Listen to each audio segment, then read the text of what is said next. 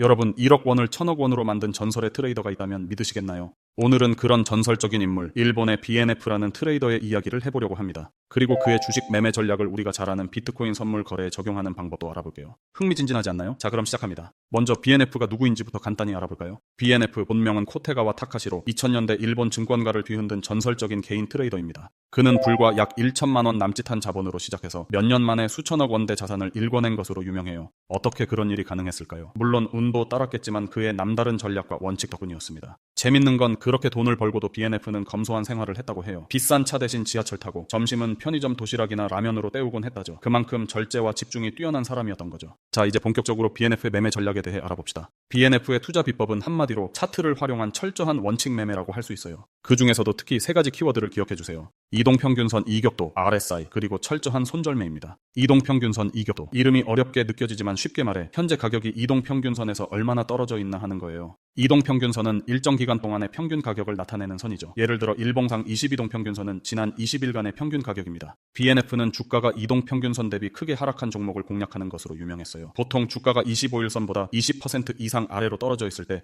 이거 너무 싸졌는데 하고 관심을 가졌다고 합니다. 가격이 평균보다 한참 낮으면 언젠간 되돌림이 올 거라고 보고 매수한 거죠. 바로 이 개념이 이동평균선 이격도를 활용한 거래예요. 반대로 주가가 평균선보다 너무 위에 있을 때는 너무 비싼가 하고 경계했겠죠. RSI, Relative Strength Index의 약자인 RSI도 BNF가 참고한 지표 중 하나예요. 우리말로는 상대 강도 지수라고 부르는데 복잡하게 생각할 것 없이 주식이 과열인지 과매도인지 알려주는 숫자라고 이해하면 돼요. RSI는 보통 0에서 100 사이 값으로 표현되는데 70을 넘으면 과열, 30 미만이면 과매도 상태로 봅니다. BNF는 RSI가 30 밑으로 떨어져서 사람들이 공포에 팔고 있을 때 남들이 다 팔 때 나는 산다는 심정으로 매수했고, 반대로 RSI가 70 넘어 모두가 열광할 땐 오히려 조심하거나 매도로 전환했다고 해요. 쉽게 말해 남들이 겁낼 때 욕심을 내고 남들이 욕심낼 때 겁을 낸다는 겁니다. 워렌 버핏의 명언과도 통하죠. 네. 정리하면 BNF의 차트 전략은 이렇습니다. 가격이 평균에 비해 너무 싸졌다 싶을 때 RSI 등을 참고해 매수하고, 반대로 너무 비싸졌다 싶으면 매도하거나 아예 안 건드린다. 그리고 예상이 빗나가면 빨리 손절매한다. 생각보다 이 단순한 것이 BNF 매매의 핵심이라는 거예요. 여기서 가장 중요한 부분이 나왔네요. 손절매 원칙. BNF가 그렇게 크게 성공할 수 있었던 비결 중 하나는 손실을 크게 키우지 않았다는 점입니다. 사람이니 당연히 모든 거래에서 이길 순 없어요. BNF의 승률이 약 60% 정도였다고 알려져 있는데 10번 중 4번은 졌다는 거잖아요. 그런데도 큰 돈을 번 이유는 이길 때 크게 먹고 질 때는 조금만 잃었기 때문이에요. 그는 틀리면 즉시 인정하고 빠져나온다는 철칙이 있었어요. 예를 들어 매수했는데 더 떨어진다. 그럼 미련 없이 팔고 손해를 확정짓습니다. 대신에 계획이 맞아떨어져서 상승하면 충분히 홀딩하면서 수익을 극대화했죠. 고수들이 입모아하는 말이 돈을 버는 트레이드가 아니라 돈을 잃는 트레이드를 줄여야 한다는 건데요. 희한하게도 돈을 벌려고 하면 자꾸 잃기만 하는데 돈을 잃는 것을 줄이니 자꾸 돈이 쌓이더라 이겁니다.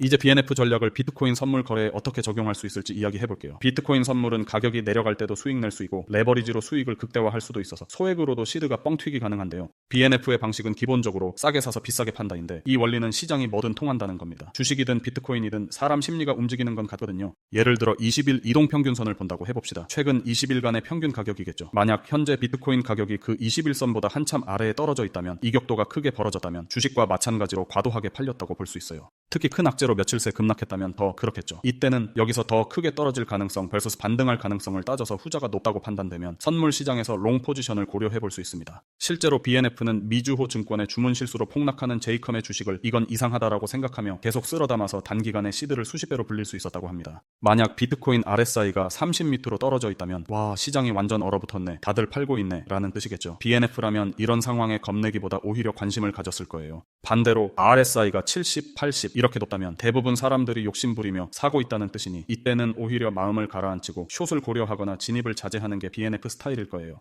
끝으로 욕심과 두려움을 잘 다스리는 것이 트레이딩의 성패를 좌우한다는 말씀을 드리고 싶어요. BNF의 명성 뒤에는 남들이 탐욕에 눈멀 때 겸손했고 남들이 두려워할 때 담대했던 그의 태도가 큰 역할을 했습니다. 오늘 이야기는 여기까지입니다. 재밌게 보셨다면 좋아요와 구독 잊지 마시고요. 앞으로도 알찬 트레이딩 정보로 찾아뵙겠습니다. 시청해주셔서 감사합니다.